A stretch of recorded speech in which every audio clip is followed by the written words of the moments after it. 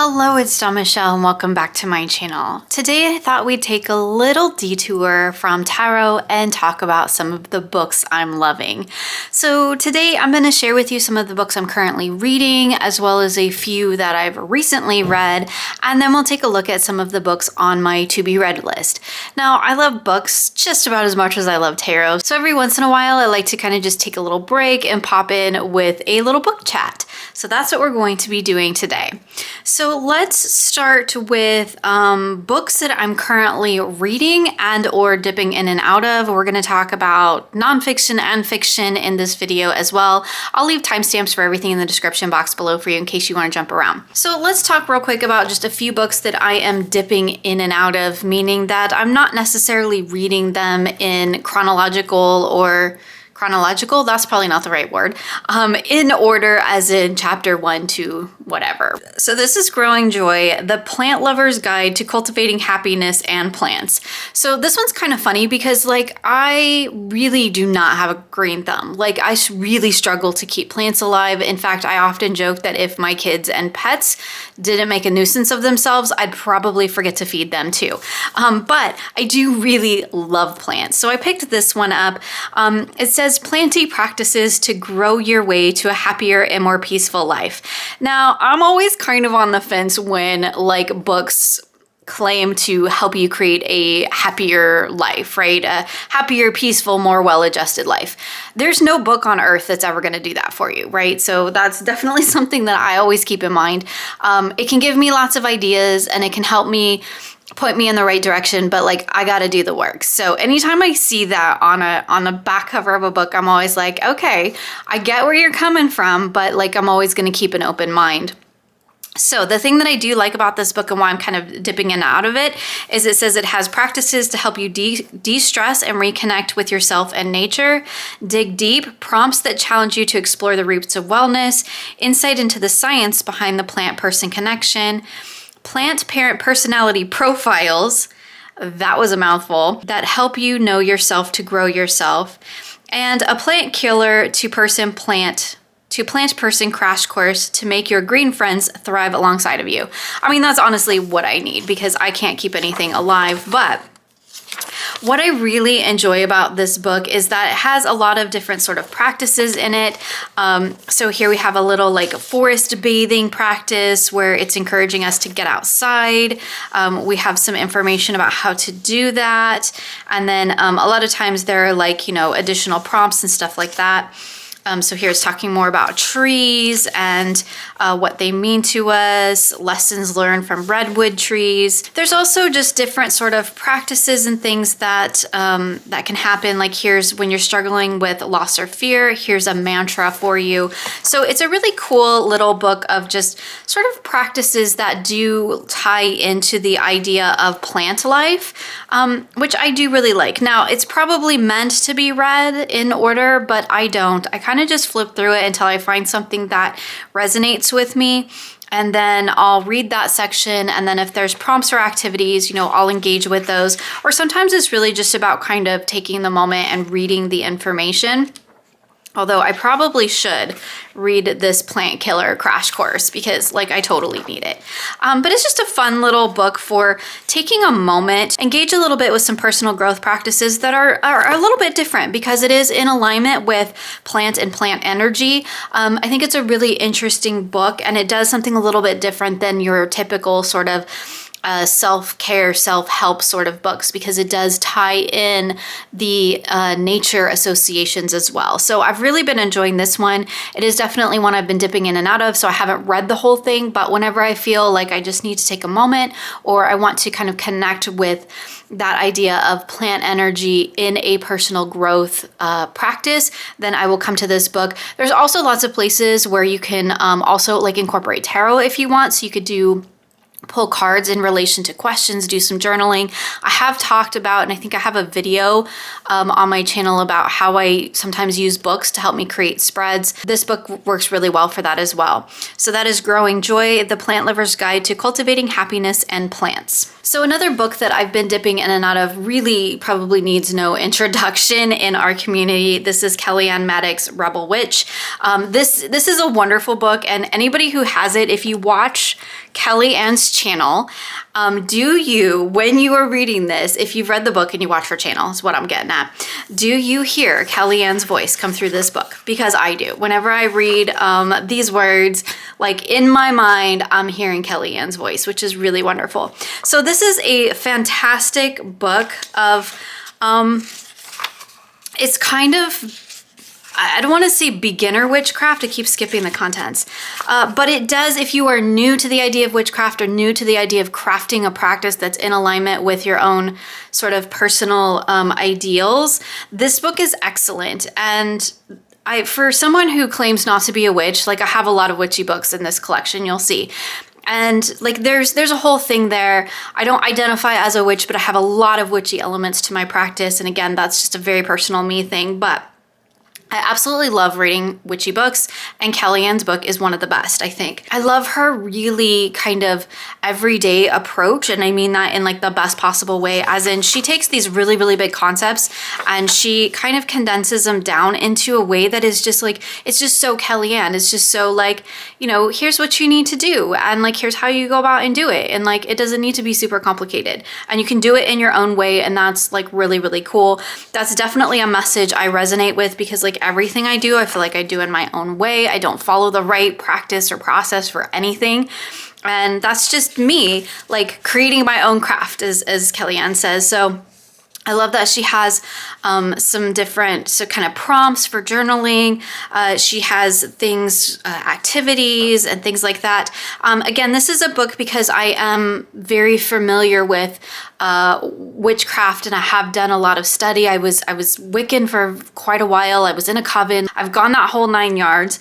And so I really didn't feel like I needed a lot of the primer stuff, but I'll tell you what, I really did enjoy dipping in and out of this. Again, kind of just going to the table of contents and seeing what was what's speaking to me in the moment, and then just pulling out the whatever pieces that I need in the moment. I feel like if I have a question, I can come here and it's almost like I could get an answer from Kellyanne, because I can come here and I can read her words about how she approaches things, how she sees practice, and how she interacts with various aspects of practice, like mind altars. That's definitely something I do. She has a whole section on spell crafting, materials, words, actions, like, and it just so resonates with her energy, right? Which just really makes this book all the more special, because it does feel kind of like sitting down and having a chat with Kellyanne, which is amazing. I've never had the opportunity to do that in person, but I feel like I can do that through this book. And I really enjoy working with it. Sometimes I'll come here and I'll just like, what do I feel like doing today? Do I feel like maybe doing some journaling? Do I feel like maybe doing some devotional work? And I can come in here and I can read a little bit about what Kellyanne has to say about that. And it just kind of creates another touch point for me, for my practice, and gives me, you know, maybe something I didn't really think about. I was going to say ahead of time because I've just read the word plan. Maybe something I didn't think about in the moment. And so this gives me, just again, dipping in and out of it, just gives me the opportunity to experience it in different ways. Again, it's a book that, like, if you are interested in witchcraft, or I think even if you are an established witch, meaning as in you have a very established practice and you've been doing it for a long time, I think that there's a lot of benefit in this book as well. Again, I haven't read it cover to cover. It's a book that I've been dipping in and out of for actually several months now.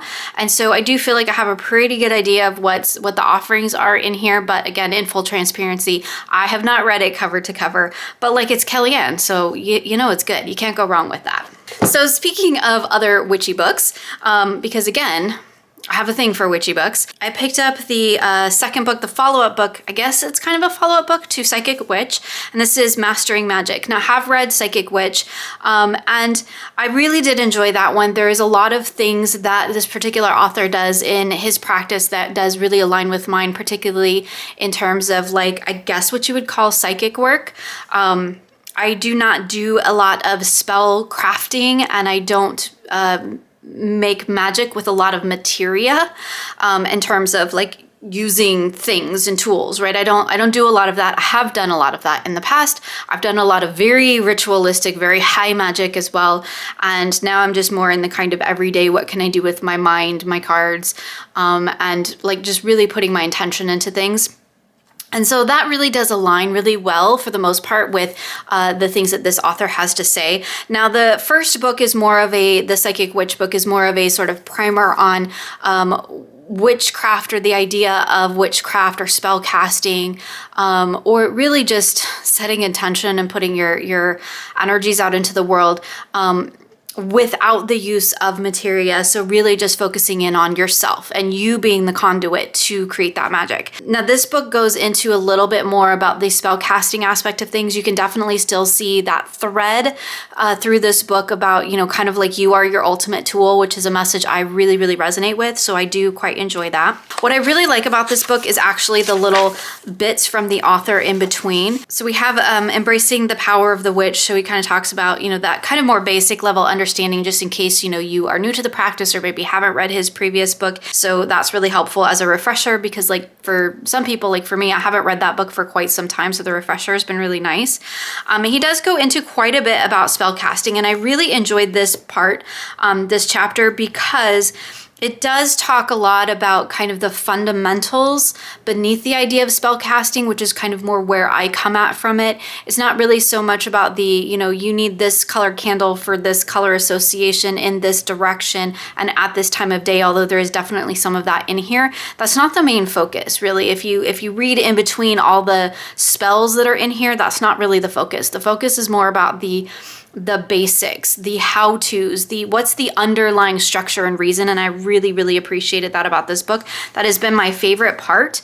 The exercises are not so much. I mean, I do like reading, like, I enjoy reading about spells. I enjoy, like I've mentioned before, like spell books to me kind of read a little bit like poetry. I enjoyed that aspect of them, but in a way that I would enjoy poetry. I generally don't actually do the practices.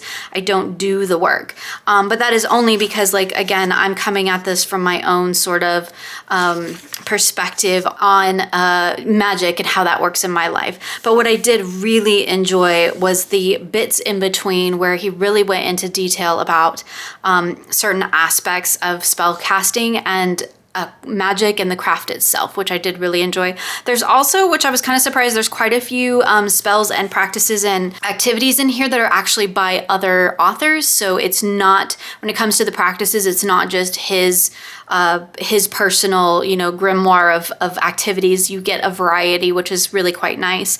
But again, what I've really been enjoying is those little bits in between where we're looking at more the how versus the actual like activities or spells or practices that you're encouraged to engage with in this book. If that's totally your cup of tea, that's great. It's just not mine. So I'm kind of skimming those and more reading the little bits of information in between. So I've really been enjoying it in that way. Probably not so much a book I love, but a book I'm really enjoying at the moment. So a new book that I've just really started and gotten into is Dancing in the Flames, The Dark Goddess in Transformation of Consciousness. This was a book that was recommended to me by Queen Osset, so I'm really, really excited to dive into it. And I have just started it, so I can't really give you a full like breakdown of what this book is about. Obviously, it is about the Dark Goddess and that transformative journey.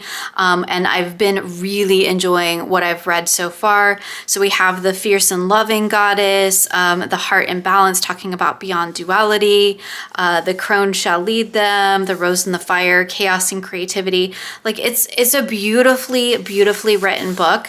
But again, I'm not that far into it. The introduction does kind of go into like, who is the goddess? Like, you know, what do we call her? How do we experience her? And I did really enjoy that as well. And now I'm kind of getting into the more, you know, the more detailed interpretations of the goddess and how we experience that. And it's been really wonderful. I'm really enjoying it. So I'm definitely looking forward to finishing this one. So this is another one that I am currently reading at the moment. So before we move on to some fiction books that I'm currently reading, I do want to touch on these two really quickly. This is two books that I use quite frequently in the morning and the evening. They are the Moonlight Gratitude and the Sunrise Gratitude books. So it's kind of the idea of starting your day with gratitude and ending your day with gratitude. And it is by day. So I don't do this every single day, but I have been enjoying this practice where in the morning I will look up the date and I will read the entry in the morning for the day. And it's just a really lovely little practice. And you have the same thing for the nighttime gratitude. It says meditations for deep and tranquil sleep all year long. Again, it is by day. So you can dip into here and read one of these before you go to bed. That's definitely something I like to do. This one I love because like it has a lot of beautiful night moonscapey kind of images in it as well. We have lots of stars and there's whales and things like that, lots of moons. It's really beautiful. Again, I've really been enjoying these two. I've been using them I think about halfway through last year maybe into this year. And of course, once I kind of get through the year, it'll repeat. But again, I don't do it every single day and like I won't remember anyway. So I feel like I can use this, you know, year after year. But it's a beautiful practice to just kind of start and end my day. I do keep these in my bedroom right next to my bed. So like it's kind of, I try to make it like the first thing I connect with in the morning and the last thing I connect with before I go to sleep.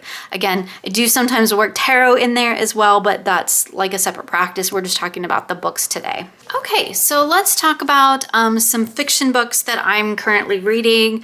I'm currently reading the Shadow and Bone series by Leah Bardou. I have finished Shadow and Bone, so the first in the series, and now I am currently reading Siege and Storm, which is the second. If you have watched the TV series Shadow and Bone, I'm bringing this back in here, is a sort of a combination between this series, the Shadow and Bone series, following Elena's story, and the Six of Crows duology. I'm not even sure what the correct term is. There are two books in the Six of Crows line, and in that show we get a little bit of that, and then we also get the Shadow and Bone. So the first book actually kind of drops off where the series, the first season, dropped off. So I'm trying to get the second book read before the second season starts. And to be perfectly honest, like these are YA books, so they are really quick and easy reads. I do kind of like YA for that sort of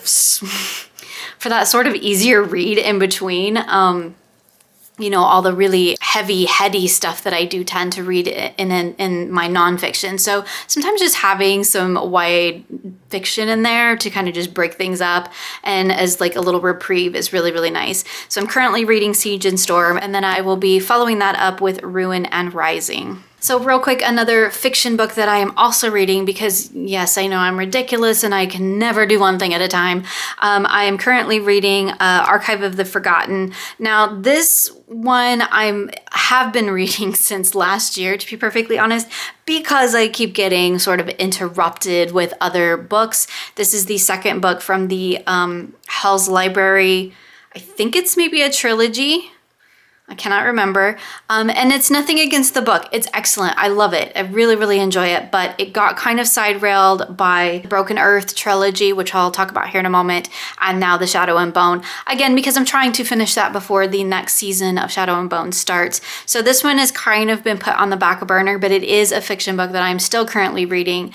And I really, really enjoyed the first book, which I think I mentioned in a video at some point last year. So this is the second one. Again, it's a Hell's Library novel. So as the kind of series title suggests, it is all about a library in hell, which is just really, really fun. So those books that I was talking about that sort of interrupted my Hell's Library read was first the Broken Earth series. The 5th season is the first one. And then we have the Obelisk Gate and the Stone Sky. And I have to say, like, these were amazing. This is a series that I will probably read again. I have so enjoyed immersing myself in this world. Special thank you to Marlena for really like making me read this, because like it was awesome. There's just so much about this series that I love. I don't want to give anything away because like there's a lot of like really interesting reveals that happen in this series, but it is absolutely a phenomenal read. It's beautifully written, but it also has that kind of sort of alternate worldy kind of energy that I really, really love in my fiction. I am definitely like a speculative fiction girl. Like I love sci-fi, I love fantasy. I love anything that sort of takes me outside of the norm, ghosts, paranormal, vampires, you name it. If it is outside the norm of my reality, that is what I want to read in my fiction. I do enjoy like traditional fiction too, right? I do also enjoy like a good romance every once in a while, but for the most part, like this is more in my wheelhouse. This is the type of fiction that I read. It's very much in that sort of otherworldly kind of sense, taking me outside of reality and giving me an opportunity to experience a world beyond our own. So I really, really enjoyed this series because like it did that to perfection. So I really enjoyed it. So that was the series that I just finished up at the end of 2022, beginning of 2023. Okay, let's talk about some of the books on my to-be read list. So these are books that I have purchased but have not started, and some of them I've had for quite some time. So the first book, and these are not really in probably the order in which I'm going to read them. This is just the order of the pile that I'm grabbing. This book, The Anatomy of a Witch, I actually bought when it first came out. I think that was somewhere around the fall of last year. So it's A Map to the Magical Body by Laura Tempest Zakroff. I have read, I think, just about every book she has written. Weave the Liminal is my favorite. So I picked this one up, when it came out because like I really do enjoy her writing. And I enjoy her books. So I picked this one up to see what it's all about, discovering the magic body. She talks about the witch's lungs, the witch's heart. Again, witch is not a term that I personally use, but I am definitely not opposed to it. And it definitely resonates with how I work with things in terms of that sort of magical sense. Again, I have no idea really what to expect with this other than I know that I have enjoyed this author's other books. So I went ahead and picked this one up. Funny enough, I don't have any of the decks anymore, but the books do tend to work well for me. So I'm excited to dip into this one. Let's see what it says. Embodied Witchcraft for Wisdom, Connection, and Power. This book is a guide to the most magical tool in your possession, your body. So that was one of the things that I really enjoyed about it. Same as I talked about with the psychic witch stuff. I'm definitely more of a magical practitioner, let's say, more in the sense of working from the sense of self versus working from things outside of myself. So I felt like this might be a good fit for me because it does talk about being in alignment with your body, and that's something that I'm always working on. So I'm excited to give this one a read, although like to be honest, like it's been sitting on my to be read pile for a really long time, so hopefully I will get to it this year. So moving along to something a little bit different. This is Jane Eyre's Sisters, How Women Live and Write the Heroine Story. This I picked up right after doing the True Self Journey tag put on by Christine Roselle, and after she had made a video about the heroine's journey. So I pretty much immediately ordered this book the minute I finished that video. And again, I haven't gotten into it yet, but I'm definitely looking forward to reading it. So it talks about the different archetypes of women, of the heroine's journey. Got very interested in this idea after doing that tag and after watching Christine's videos, so I'm definitely looking forward to it. If you have not checked out Christine's channel, I mean, you definitely need to. I'll leave it linked below for you because it's amazing and she's amazing. So that is Jane Eyre's Sisters. Definitely going to be reading that one this year. Another book recommendation from Christine is The Art of the Occult. Now, this is not a book that I bought to read in the traditional sense because this is a book that is full of absolutely stunning artwork. And while I do intend to kind of dip in and out of it here and there, it's really just I want to experience this artwork and use it more in a sort of bibliomancy sense where I can just flip through the book and pick an image that resonates with me and then read about the image. It's just absolutely gorgeous. I mean, I'm sure you could read it from beginning to end. I will probably read these little introductory sections in between, like each of the little section introductions, and you know, I'll probably read those. But outside of that, it's really just a beautiful, beautiful book that I bought to dive into and to just experience this kind of artwork, because I do find it incredibly fascinating. This kind of artwork really, really speaks to me. This is one of those books that I feel like I could just flip through again and again, and it's a beautiful sort of collector book in my collection, but it's also one that I might attempt to use in a little bit of bibliomancy sense as well. So another book that I have on my to-be-read pile is Entering Hecate's Cave. I do enjoy reading about the other side of the tradition, the more witchy, magical side of the tradition.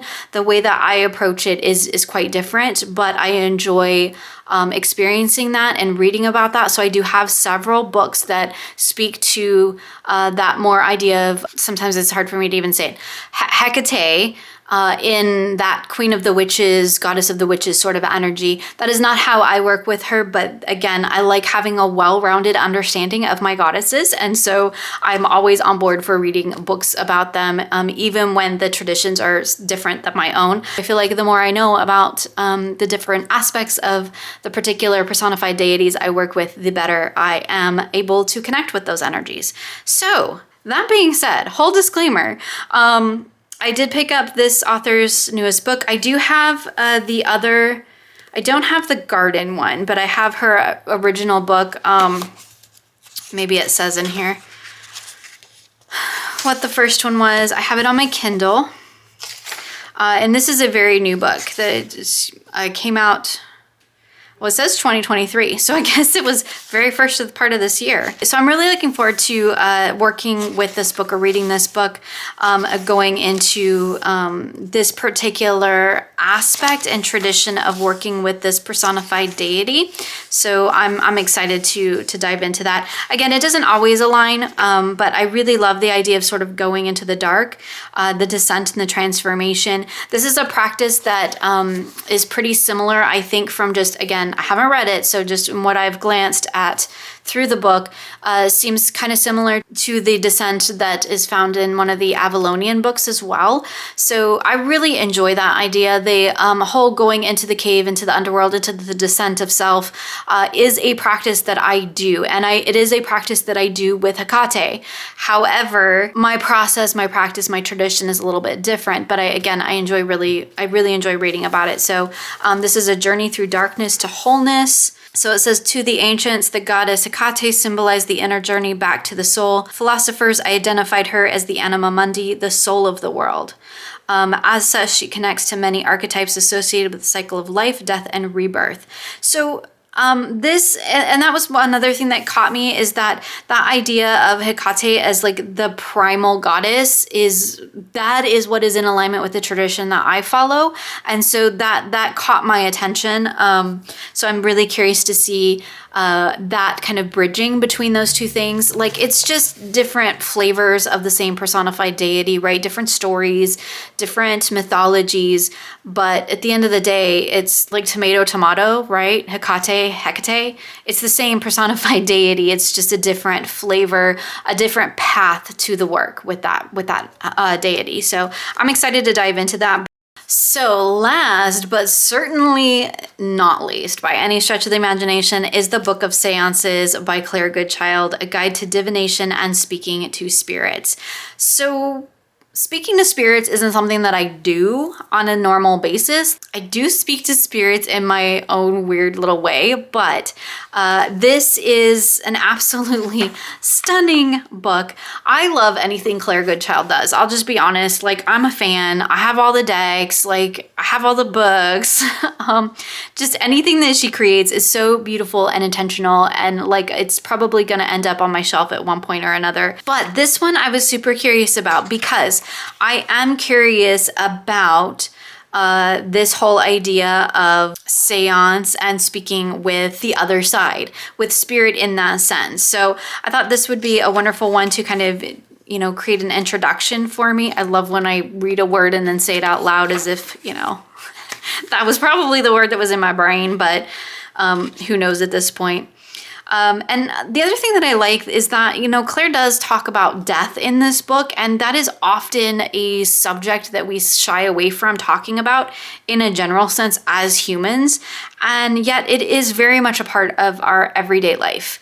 Whether or not we're talking about people passing or pets passing, we are surrounded by the continual life and death cycle, and yet we talk all about life and never talk about death. And so I think it's really wonderful that Claire addresses that and talks about that in this book. And that's definitely something that I want to dive into a little bit deeper and, you know, work on that aspect of the life cycle, because I feel like it's one that I don't acknowledge as much as I probably should.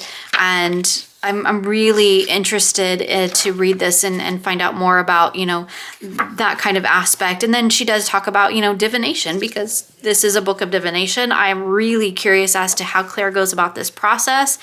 And so I'm definitely going to be reading this one, probably cover to cover. I mean, I feel like this is a book you could dip in and out of, same as I had mentioned with several of the others that we've looked at today. But like, I do actually want to read this book. Like, there's a paranormal investigation spread. I mean, I don't want to like give away her spread. So, but like, that's super cool. I'm really excited to work with that. She also talks about bibliomancy, which is definitely a practice that I engage with. So I'm curious to hear more about that. Pendulums. So just a lot of different aspects of working with that idea of speaking to spirits. And I'm really, really curious, and it's something that I would definitely like to learn more about. Now, whether or not I actually incorporate that into my practice remains to be seen. But again, every time I learn something new, I feel like it makes me a more well-rounded person. It makes me a more well-rounded tarot reader, and it makes me better equipped to deal with my own everyday life crap, right? So it says, we are in this moment collectively embarking on a new journey in terms of spirit communication and paranormal investigation, a journey that will be more about building connections with our loved ones than about proving their otherworldly existence to the masses. I love that idea, because it's really about like, what does it mean to you? It doesn't matter what it means to the masses or anybody else, right? It's about how you personally engage and connect with that energy. So again, I love that. I love Claire. I'm a fan. I'm always going to support her work. So when I saw this book come out, I was like, yes, immediately I need to have that in my collection. So there you go. That is a look at the books that I'm currently loving, as well as a nod to a few that I have upcoming on my to be read list. I'm really looking forward to finishing up reading the books that I've been engaging with, and then taking the time to get to know those new ones on my list. I'm always adding new books in. I have just books everywhere that I'm reading, engaging with, books that I want to read, books that I want to buy list is like longer, way longer than my deck list. So it's kind of funny. We talk a lot about decks here on my channel, but like books are just as important to me. And so I just wanted to kind of take a moment, have a video all about the books that I love, and share some of the titles that I've been enjoying and reading. I would love to know like what books you're currently loving. What are you reading in terms of fiction, nonfiction? Definitely, please feel free to share with me in the comments below. And as always, you'll find links for everything I shared here in the description box of this video. Thank you so much for hanging out with me today, and I look forward to sharing with you again soon.